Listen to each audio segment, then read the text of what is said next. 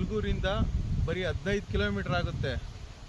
Shimsha road current project ತಯಾರಾಗದಂಥ ಶಿಂಷಾಗೆ ಹೋಗೋ road ಇದು. 76 ಕುಂಟೆ ಜಾಗ, ಒಳ್ಳೆ ಭೂಮಿ, ತುಂಬ ಚೆನ್ನಾಗಿದೆ. ಕಲ್ಲು ಭೂಮಿ, ಕೆಂಪು ಮಣ್ಣು, ಜೇಡಿ. 40 ತೆಂಗಿನ ಮರ ಇದೆ.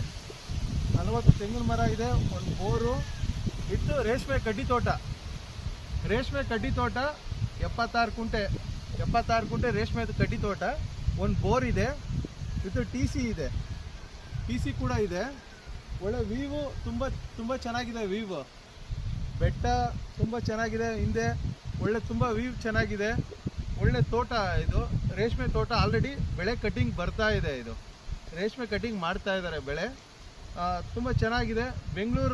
ಬೆಂಗಳೂರಿಂದ ಸುಮಾರು ಒಂದು 85 ಕಿಲೋಮೀಟ್ರ್ ಆಗುತ್ತೆ. 85 ಕಿಲೋಮೀಟ್ರ್ ಬೆಂಗಳೂರಿಂದ ಆಗುತ್ತೆ. ತುಂಬ ಚೆನ್ನಾಗಿದೆ ತೋಟ. ಆಲ್ರೆಡಿ ಡೆವಲಪ್ ಆಗಿರೋದು. ತೆಂಗಿನ ಮರ ಎಲ್ಲ ಫಲ ಬಿಡ್ತಾ ಇರೋದು.